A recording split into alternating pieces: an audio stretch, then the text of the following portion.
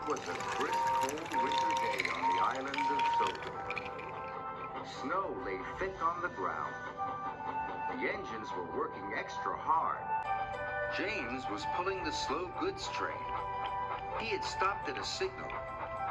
Percy pulled up alongside carrying the mail. "Hello, James," said Percy. Then the signal changed to green. "Goodbye, James," whistled Percy, and he was off in a flash. "I was here first," grumbled James. "Why do I have to wait?" "The mail train is more important than slow goods," said his driver. Later, when James stopped for water, Thomas was already in front of him. "I have to go first," said Thomas excitedly. "I am a guaranteed connection." "Everyone has a more important job than me," grumbled James. "Nonsense," said Thomas. "Everyone knows you're a really useful engine." But James wanted to be an important engine, too. Later that day, Sir Topham Hatt came to see James. "You must take coal to all the stations on the island," he boomed. "If the fires in the waiting room go out, the passengers will get cold and complain." "It is a very important job," he added. "You can rely on me, sir," said James proudly. Sir Topham Hatt left. James was excited. "An important job," he said happily. "Phew," sniffed Gordon. "It's only a load of coal after all." "Nonsense," snorted James. "I am going to keep the passengers warm. What could be more important than that?" He reached over to the water tower.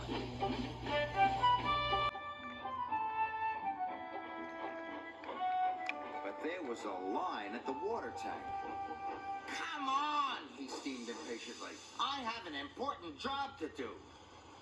"Wait your turn, bossy boiler," said Thomas. James felt too important to wait, so he didn't. James rushed to the coaling station. He met Edward waiting at a junction. Edward was looking bothered. He had too many jobs and he was feeling puffed out. "Can you take these slate cars to the quarry?" Edward asked. "Sorry, Edward, but I can't," puffed James. "I've got the most important job on the island." And he chucked grandly away.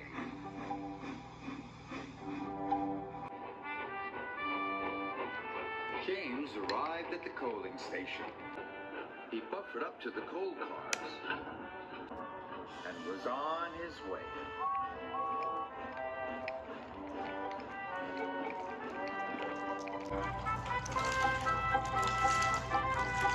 James was looking forward to delivering his coal. "Now I'm useful and important," he jumped happily. Then there was trouble. James puffed harder and harder. He went faster and faster. And then he began to feel hotter and hotter. "I don't feel well," wailed James. And he had to stop. "Your water tanks have run dry," his driver told him. "We'll have to wait for help." Just then, Edward pulled up beside James. "Please push me to the water tank," pleaded James.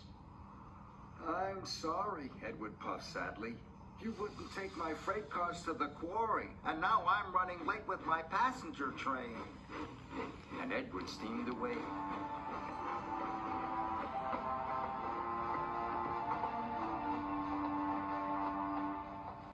Edward stopped and told the signalman all about James. The signalman telephoned for help, and soon Salty was on his way. He pulled up alongside James.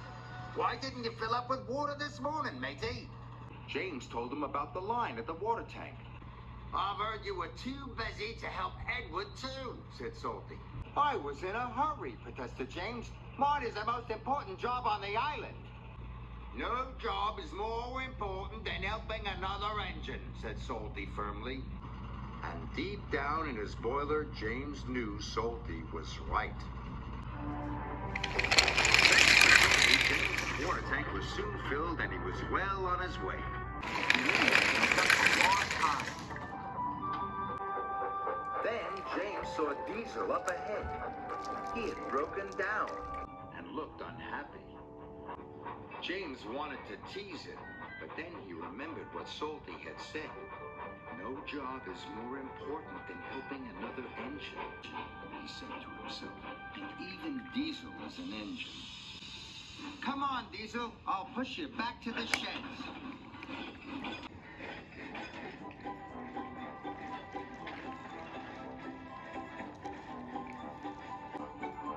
Pushing Diesel and pulling freight cars was hard work. At last, James got Diesel to the repair yard, but he still had to deliver his